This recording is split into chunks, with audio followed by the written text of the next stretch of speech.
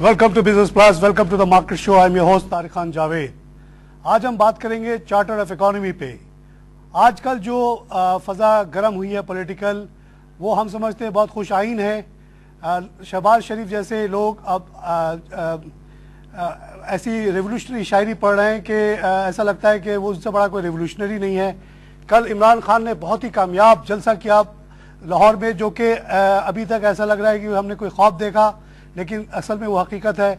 कल ही MQM ने और मुस्लिम लीग ने और पीपल्स पार्टी ने कराची में बहुत बड़ा जलसा किया।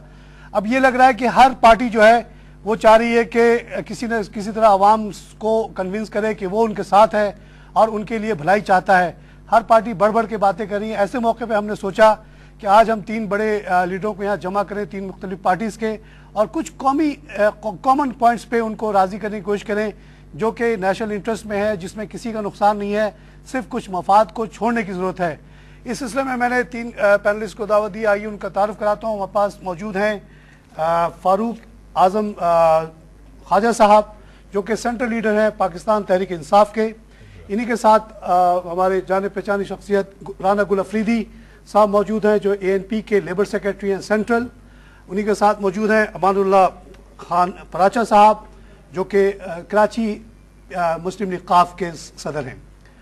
सर, मैं एग्जाम्पल के तौर पे आप लोगों को एक पॉइंट देता हूँ कि आज जो हम एनर्जी के प्रॉब्लम में फंसे हुए हैं, इसमें अगर आप देखें तो मैं क्योंकि एक इंटरनेशनल बैंकर था और इत्तेफाक से ज़ैनल ग्रुप का भी बैंकर था, जिसने हब को लगाया था। जब हब को का एग्रीमेंट हुआ, बेनज़ीर ने किया, उसके बाद जो कुछ हुआ आप लोगों को पता है। 4-5 साल तक वो प्रोजेक्ट डिले हुआ। उसके बाद आप देख लीजिए कि कोई भी इंटरनेशनल कंपनी पाकिस्तान में नहीं आई with A view to put up any large plant. ये काम इतना पैसे ज़्यादा है इसमें इन्वॉल्व की, छोटी मोटी कंपनियों का काम नहीं है।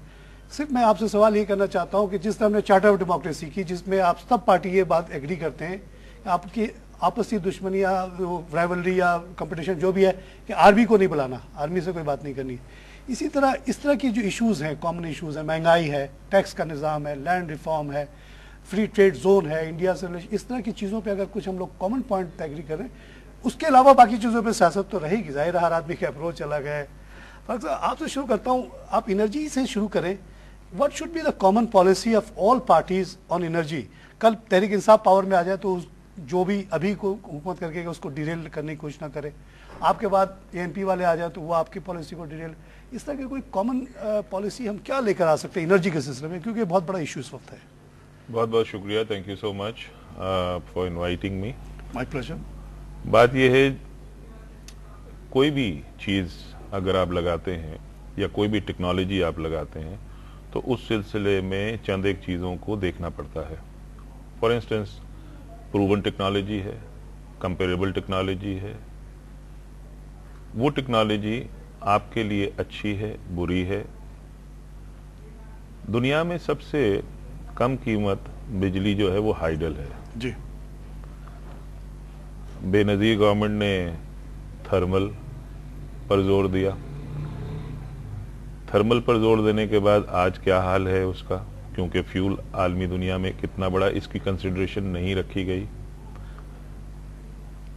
बात सिर्फ इतनी सी है कि अगर तमाम सूबे के लोग इस बात पर मुत्तफिक हो जाते और बैठ जाते एक कमरे के अंदर कि हमें यहाँ से फैसला करके उठना है, और अगर आप मुल्क में 2 बड़े डैम्स बना लेते तो आपको सस्ती बिजली भी मिलती और आपको ये अंधेरों में रहना ना पड़ता।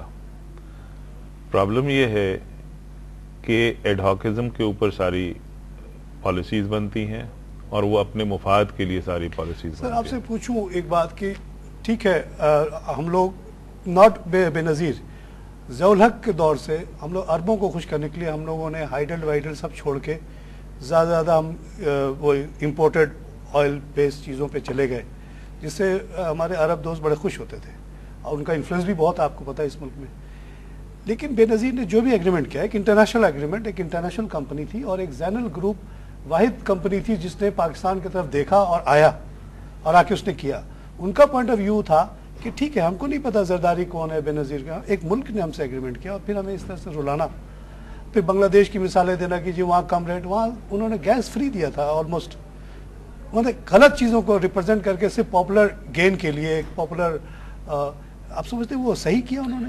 میں نہیں سمجھتا کہ سوورن گارنٹی جب دے دی جائے تو اس کو آنر تو کرنا ہی چاہیے. ہاں یہ بڑی اچھی بات آپ نے کی. وہ irrespective وہ ہم لوگ کے آپس کے معاملے ہیں نا, آپ ان کو اسی بات پہ الیکشن پہ ہٹا دیں. جی ہاں, لیکن آپ ایک انٹرنیشنل کمپنی جو باہر آئی آپ کے عرب ملک سے, اس کو اس طرح سے, میں ایز اے بینکر بہت تکلیف میں رہا کہ 4 سال تک وہ لون ری شیڈول ہوتا رہا. سر آپ کچھ کہیں گے یہ پاور کے سلسلے میں؟ جیسے یہ ایک جنہوں نے بات کی کہ اگر ہم پاور کر لیتے, کالا باغ ڈیم بنا لیتے, مثال کا کالا باغ ڈیم آپ کے صوبے پاکستان کے لیے بہت سارے لوگوں نے اس کی مخالفت کی, لیکن اور الٹرنیٹو بھی تو ہو سکتے ہیں نا جو ہم کر سکتے ہیں. میرے خیال میں مصیبت یہ ہے ہمارے ملک میں کہ اگر ایک حکومت کوئی اچھا کام بھی کرنا شروع کر دے تو دوسرا آ کر اس کو اپنے سیاسی اراض و مقاصد کے لیے یہ نہیں ہونا چاہیے, اس کو خراب کر دیتا ہے, اس کو روکتا ہے, بہت نقصان ہو جاتا ہے. اور میں سمجھتا ہوں کہ جب کالا باغ ڈیم کا معاملہ آیا تو ہم نے کالا باغ ڈیم کی ایسی مخالفت نہیں کی تھی, بلکہ کالا باغ ڈیم کے مخالفت کے ساتھ ساتھ ہم نے اور منصوبے ان کو بتائے. یہ نا الٹرنیٹو آپ بتا دیں. ہم نے اس کو اور منصوبے بتایا, کوڑی ڈیم بنا سکتے ہیں آپ بنا سکتے ہیں, منڈا ڈیم بنا سکتے ہیں, آپ بنا سکتے ہیں اسکردو میں. لیکن مصیبت یہی ہے کہ وہ صرف کالا باغ ڈیم ہی بنانا چاہتے تھے, کوئی دوسرا ڈیم نہیں بنانا چاہتے تھے, اور اگر دوسرا ڈیم بن جاتا تو کالا باغ ڈیم کی جواز ختم ہو جاتی. اس وجہ سے انہوں نے اس کو روکا اور کسی دوسرے منصوبے کی طرف انہوں نے توجہ نہیں دی. میں آپ کو بہت تلخ بات بتاؤں, کچھ سندھ کے کچھ لوگ یہ سمجھتے ہیں, ان کی بہت کلیئر کٹ انڈرسٹینڈنگ ہے کہ تھر میں جو ہمارے پاس 185 بلین ٹن کول پڑا ہوا ہے, اس کو بھی استعمال نہ کرنے میں اسی لابی کا ہاتھ تھا جو صرف کالا باغ ڈیم بنانا چاہتا تھا, اس کے ذریعے تھل ڈیزرٹ کو سیراب کرنا چاہتا تھا. آپ کیا ایگری کریں گے اس طرح کی بات ہو سکتی ہے؟ میں اس سے ایگری اس لیے کرتا ہوں کہ ہم دیکھ رہے ہیں چیزوں کو کہ یہاں جو کچھ ہو رہا ہے وہ سیاسی بنیادوں پر ہو رہا ہے. ہمارے یہاں اس وقت مسلم لیگ کی حکومت تھی, بلکہ فوجی مارشل لا تھا, مارشل لا کے بعد پھر مسلم لیگ کی حکومت آئی.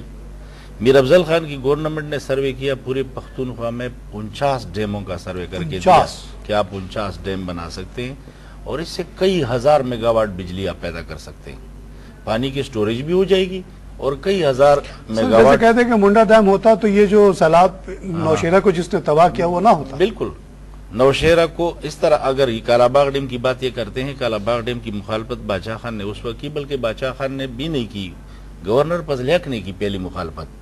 جب اس کو پتا چلا کہ یہاں پر نوشیرہ میں وہ چوکیاں وہ بت کھڑے کر رہے تھے, بھائی کیوں کہ نوشیرہ چونی بچ جائے. اچھا تو نوشیرہ چونی کو بتا رہا ہے, باقی آبادی کو ڈبو رہا ہے. پھر بعد میں انہوں نے بولا جی ہم نے سٹرکچر میں چینج کر دیا, کم کر دیا, تو پہلے آپ نے ایسا کیوں نہیں کیا تھا؟ تب ہم نے ان کو باقاعدہ منصوبے کہتے ہیں تو ان کو ڈیم بتائے. اور اسی طریقے سے یہ تھرمل, یہ کوئلے کی جو بات آپ کر رہے ہیں, کوئلے کے ذخائر بھی کافی ہمارے پاس ہے اور اس سے بھی کافی سستی بجلی بنائی جا سکتی ہے.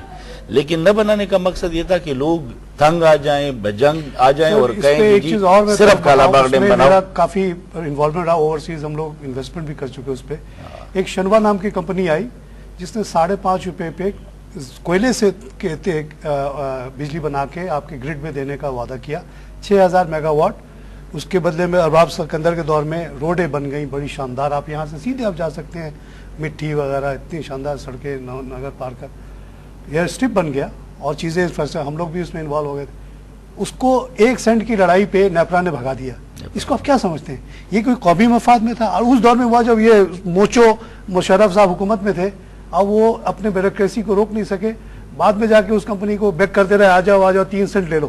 یہ کیا ہے, کیسی سیاست ہے, کیسی ڈیموکریسی ہے, کیسی بیوروکریسی ہماری ہے؟ وزیر اعظم جمالی صاحب کے جب تھے وزیر اعظم تو یہاں پر گندم کے 4 جہاز آئے آسٹریلیا سے, جو کہ حکومت آسٹریلیا نے سیل کیے تھے. سیل کیے تھے. جب یہاں پر آئے تو ان کے جو خوراک کے وزیر تھے یار محمد رن صاحب, انہوں نے کچھ انڈر دا ٹیبل مانگا. اچھا, وہ پارٹی نے نہیں دیا. جب پارٹی نے نہیں دیا تو اس کو اوپر پیسکو نے ایک ایگزامینیشن لیبارٹری کی کر کے کہ جناب یہ ہمارے صحیح نہیں ہے. اس کے لیے آسٹریلیا کے وزیر اعظم نے ٹیلی فون کیا ہمارے وزیر اعظم کو, لیکن انہوں نے پھر بھی نہیں مانا کیونکہ اپنے ایک وزیر کو ناراض نہیں کر سکتے تھے. اور وہ چاروں جہاز جو ہے وہ لے جانے پڑے واپس, اس کے بھی اور چارجز دینے پڑے. وہ وہاں پر بکے. اور جو صاحب یہاں پر جنہوں نے یہ کام کیا تھا پاسکو کے ساتھ, وہ بیچارے بینک کرپٹ ہو گئے. شوکت ترین صاحب اس وقت امریکن بینک کے صدر تھے اور انہوں نے ایل سیز کھولی تھی. تو کہنے کا مقصد یہ ہے کہ وہ ذاتی جو چند روپوں کے مفاد ہے وہ قومی مفاد پر قربان ہو جاتے ہیں. یہاں پر جو آپ جتنی گفتگو اس سلسلے میں کر رہے تھے انرجی سیکٹر میں, اور دیکھیے صرف ایک پرابلم ہے, وہ پرابلم آپ کو سندھ کے لوگوں کو سمجھانے کی ضرورت ہے. اگر آپ ان کو یہ سمجھا سکیں, وہ کہتے ہیں ہم لو اسٹریم پہ ہیں اور جتنا پانی آنا چاہیے ہمارے کھیتوں کے لیے, اگر وہ ڈیمز میں اور بجلی کے لیے روک دیا جائے گا تو ہم پانی کو ترس جائیں گے. اگر ان کی یہ جو تحفظات ہیں یہ آپ ختم کروا دیں اور ان کو یہ بتا دیں کہ جی آپ کے ساتھ ہمارا کانٹریکٹ ہے, آپ کی جتنی پانی کی ضرورت ہے وہ اسی طریقے سے چھوڑی جائے گی ڈیمز کے ذریعے سے اور آپ کو ملے گی. Once it is been agreed there will be no problem. یہ ایک نقطہ ہے صرف کہ جی ہمیں پانی کو ترسا دیا جائے گا کیونکہ ہم لو اسٹریم. جی بالکل صحیح. مان صاحب آپ کی کیا رائے ہے ان ایشوز پہ, ڈیم کے بارے میں, انرجی کے بارے میں, یہ شانوا والا واقعہ ہوا؟ بسم اللہ الرحمن الرحیم. میں آپ کا بڑا مشکور ہوں کہ آپ نے پاکستان مسلم لیگ کا موقف سننے کے لیے بھی ہمیں بلایا.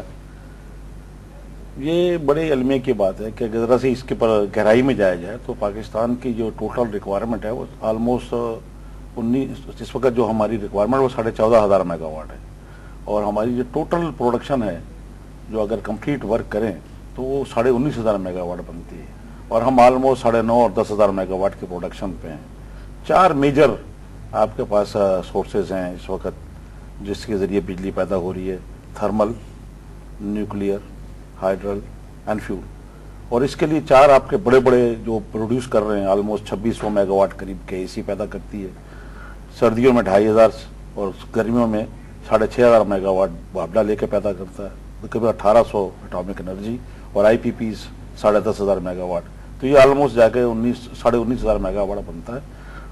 یہ اگر پورا فل فلیش چلے تو ہمارے پاس 5,000 میگا واٹ سرپلس ہے. اب اس کی وجہ کیا ہے کہ یہاں پر جو ہے بہت زیادہ, آپ دیکھیں اسی وجہ سے جب آپ سمجھتے ہیں کہ آپ کے ملک میں کسی بھی چیز کی ریکوائرمنٹ نہیں ہے, فیزیبلٹیز بنتی ہیں, تو جو باہر کی آج تک اب مزید کیوں نہیں پاور پروجیکٹ لگ رہے ہیں, وہ جو لگانے والے لوگ ہیں وہ جو فیزیبلٹی چیک کرتے ہیں تو وہ دیکھتے ہیں کہ یہاں تو آلموسٹ 5,000, تو آپ دیکھ لیے کتنا شور ہوا, یہ بھی کتنی وجہ ہے. تو وہ جو لوگ ہیں وہ بے وقوف نہیں ہیں, ان کے پاس باقاعدہ کنسلٹنٹس ہائر کرتے ہیں, باقاعدہ ملک میں سروے کرتے ہیں. اگر ہم اسی مسئلے کو ٹھیک کر دیں, ابھی دیکھ لیجیے آپ حالیہ آپ نے آئی پی پیز کو پیسے دیے, آپ دیکھ لیں گے کتنا بڑا لوڈ شیڈنگ کا فرق پڑ گیا.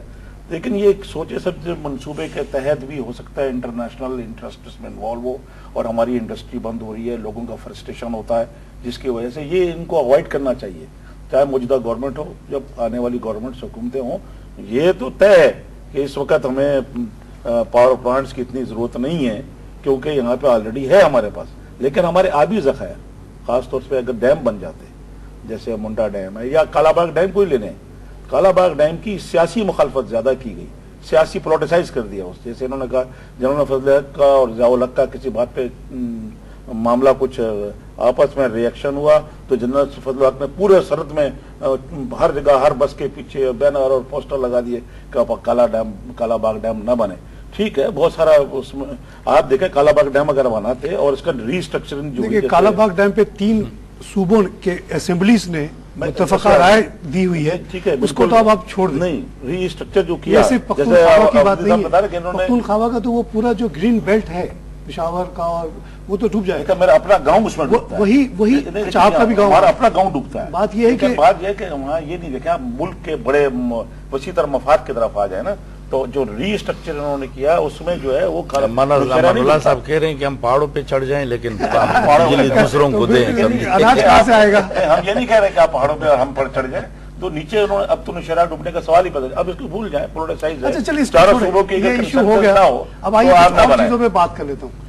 میں ایک اکانومسٹ ہوں, بینکر. آپ اگر آپ کی بات ایک سیکنڈ کے لیے میں اگر آپ اجازت دیجیے مجھے, آپ اس پر ضرور وقت ملے تو بات کیجیے گا کہ جو अफोर्डेबल एनर्जी की बात हो रही हाँ, है, यानी कि जो Cost की efficient। कीमत जो है बहुत important है। आपकी जो एनर्जी है, क्या आपकी आवाम अब दे सकती है? देखिए, मैं आपसे एक अर्ज करूं, बहुत इंपॉर्टेंट सवाल है ये। 50% आपका लाइन लॉस है, 50%, ओके। 50% लोग 50% लोगों का पैसा दे रहे हैं। असल इशू तो यही है, ये जो आप आईपीपीज की जो बात कर रहे हैं, सर्कुलर डेट की बात कर रहे हैं, उसका मसला कहाँ पे है कि एक केसी ने बिजली बना के बेच तो दिया, उसको पैसे नहीं मिलते। वो क्यों नहीं मिलते, उसका भी एक पूरी एक बहस अगर आप चाहें तो उस पर कर सकते हैं कि इतनी बड़ी बड़ी इजादारी दी हुई है। कराची में 2 करोड़ पे एक कंपनी, पेपको 15 करोड़ पे एक कंपनी, ये दुनिया में कोई आपको नजीर नहीं मिलती। 25-30 लाख के ऊपर एक मोनोपोली दी जाती है। खुद केसी इसको अगर आप तोड़ दें, हाँ, इस पे भी इत्तेफाक कर लें, हम जब आएंगे तो हम इसको तोड़ देंगे। मैं आपसे एक अर्ज करता हूं, देखिए बहुत अहम बात है ये, और ये बिजली की एनर्जी के हवाले से इंतहाई अहम बात है। आप क्यों नहीं मजबूर करते अपने कॉन्स्टिट्यूएंसीज के अंदर के लोग बिजली का बिल दें? सिर्फ आप अपने कॉन्स्टिट्यूएंसीज को बचाने के लिए क्यों लाइन लॉस हो रही है कराची के अंदर 45%? क्यों ये कुंडे लगे हुए हैं मुख्तलिफ इलाकों के अंदर, मुख्तलिफ पार्टी के लोगों के अम्ब्रेला के नीचे जो है वो बिजली का बिल नहीं देते? उस बिजली के बिल नहीं देने की वजह से पाकिस्तान की मईशत तबाह हो रही है। आपका जो इनपुट कॉस्ट है वो बढ़ता जा रहा है, आपका जो इंडस्ट्री का इनपुट कॉस्ट है वो इतना बढ़ रहा है कि वो अब तकलीफ देने लगा है लोगों को। कहने का मेरा मकसद सिर्फ ये है कि जब तक कि करप्शन हर शोबे से, सियासत से भी अगर खत्म नहीं ये तो हमारी दुआ है, लेकिन करप्शन खत्म करना इस मुल्क में तो बहुत मुश्किल नजर आता है। नहीं, मुश्किल कहना बहुत आसान है। मैं इनके बात को आगे बढ़ाता हूँ कि केईसी ले लें या वापडा ले लें, इन्होंने एक जुल्म आवाम के साथ इन्होंने एक जुल्म मचा रखा है। 4-4, 5-5 लाख रुपए के बिल घरों में आ जाते हैं और उनको कहा जाता है कि पहले बिल भरा जाए। दुनिया के अंदर आप देखें ना, किस्म के मैं एक समझो बायर हूँ किसका, केईसी का। मैं केईसी से बिजली खरीदता हूँ। दुनिया में जहां भी एग्रीमेंट होता है, बायर और सेलर का एग्रीमेंट होता है, यहाँ पे सेलर के तमाम इख्तियार आता है, बायर का कोई इख्तियार नहीं है। मोनोपोली है ना, ये ह्यूमन राइट्स की, इसीलिए तो राइट्स की वायलेशन है बहुत बड़ी। हम लोग, मैंने अपने आर्टिकल्स में लिखा है कि कम से कम कराची में 9 कंपनियां होनी चाहिए, फिर आपको बस चॉइस होनी चाहिए। जैसे इंडिया में एक ही रोड से 2 लाइन गुजरती है, ये पसंद नहीं है इस पे चले गए आप, ये पसंद नहीं है इस पे। विंड एनर्जी के ऊपर आपकी बात अभी का जुल्म है, जो केईसी का जुल्म है, जहां मोनोपोली हो गया वहां जुल्म हो। देखिए जुल्म क्या कर रखा है यहाँ। पहले अगर किसी का गलत बिल आ जाता है, वो आदमी रो रहा है कि मेरा गलत बिल आ गया, या मैंने पिछले महीने का बिल पे कर दिया है, उसका पहले वो उसका कनेक्शन काट देते हैं और उसको कहते हैं पहले पूरे पैसे जमा कराओ। उसके बाद उसको नखरों से, बदमाशी से, चोर बाजारी से, केईसी ने जो बदमाशी कर रखी है केईसी के कराची का अवाम के ऊपर, मैं समझता हूँ पहले ऐसी बदमाशी पीटीसीएल करता था, अब नहीं करता। उसलिए के वहां पहले पीटीवी करता था, वो नहीं करता। सर आप कुछ जी, बदमाशी जरूर की होगी, लेकिन आप सियासतदान जो है वो अपने हलकों को इंटैक्ट रखने के लिए लोगों को बिल देने पर मजबूर नहीं करता। वो कहता है रहने दो, कोई बात नहीं, क्योंकि उससे वोट उनका इंटैक्ट रहता है, इंसाफ पर लेकर नहीं आते। पहली बात। दूसरी बात यह है, विंड एनर्जी के more than 100 letter of intent issue हुए हैं। 50 मेगावाट है जो कि लेटर ऑफ इंटेंट में है। 50,000 मेगावाट का लेटर ऑफ इंटेंट इशू हुआ है। लगा अभी कोई खास नहीं है, एक जोलू कंपनी का लगा है यहाँ सिंध के अंदर। मैं आपसे अर्ज ये कर रहा हूं कि आपकी जरूरत तो है 20,000, आपने दे दिया 50,000। आपने 50,000 तो खाली विंड में दे दिया, और आपने जनाब अली सब जरा ब्रेक नाज़रीन हम लेंगे आप एक छोटा सा ब्रेक के बाद फिर हाजिर होते हैं।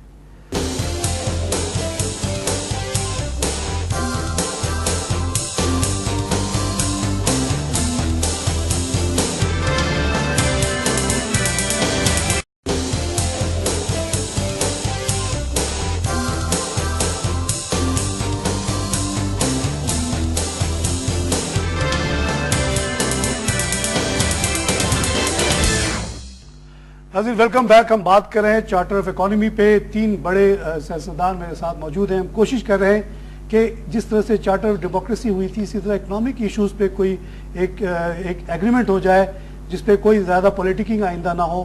اور یہ تینوں حاضرین جو تین بڑی پارٹیز کو ریپرزینٹ کرتے ہیں انہوں نے بڑی ایک طرح سے انہوں نے کنسنسس شو کیا ہے کہ سب سے پہلے تو کرپشن ختم ہونا چاہیے.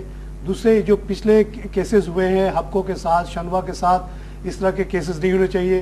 چوتھی چیز جو انہوں نے ایگری کی کہ جو مونوپولیز اس وقت اتنی بڑی ہیں کہ اس کو کوئی بھی انسان مینیج نہیں کر سکتا, ان کو توڑنا چاہیے, لوگوں کو چوائس ہونی چاہیے.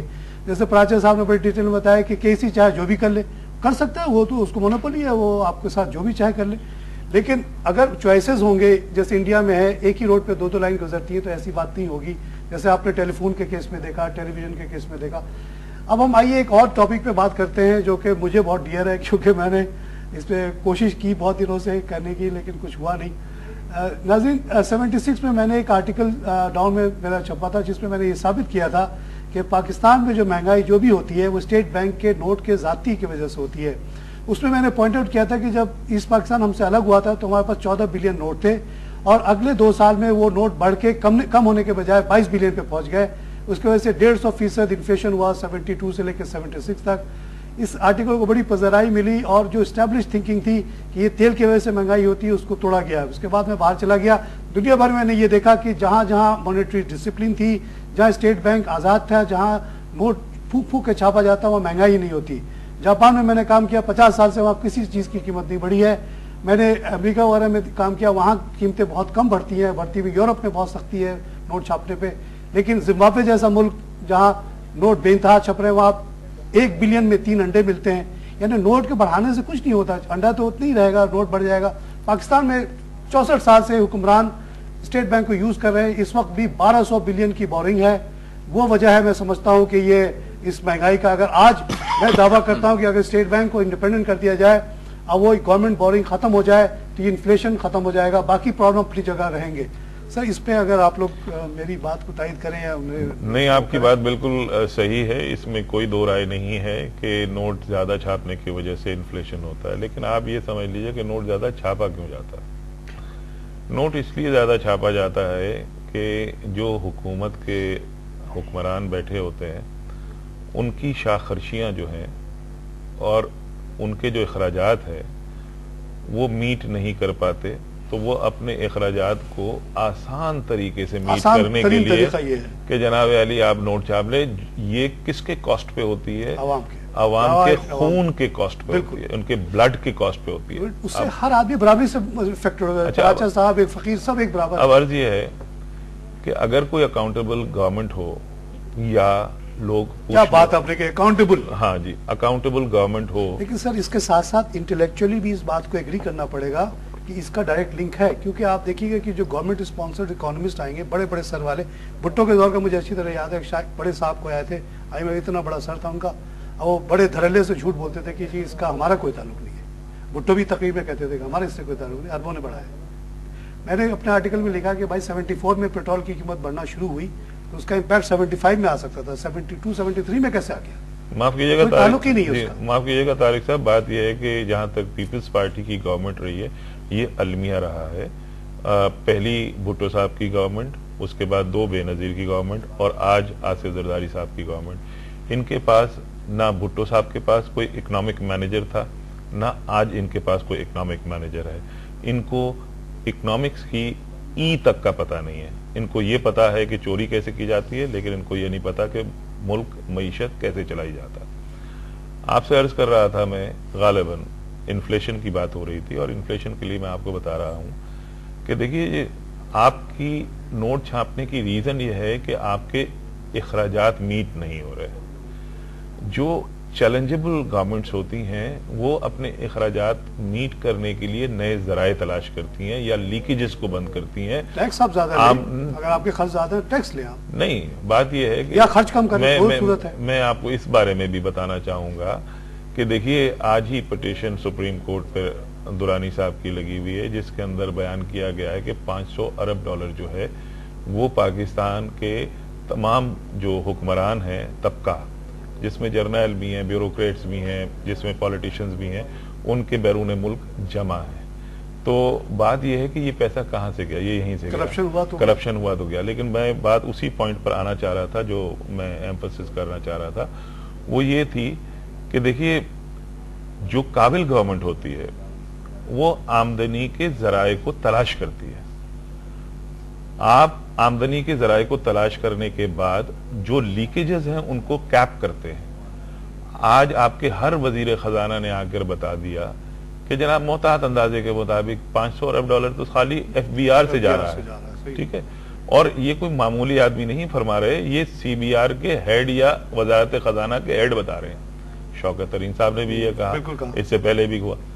اب ایک ابھی لیٹسٹ سروے آیا ہے جس کے اندر امبیزلمنٹ کی اماؤنٹ دی گئی ہے 3 ٹریلین روپے, 3000 ارب روپے جو ٹیکسیبل انکم ہے جو کرپشن میں اور ٹیکسز کی چوری میں.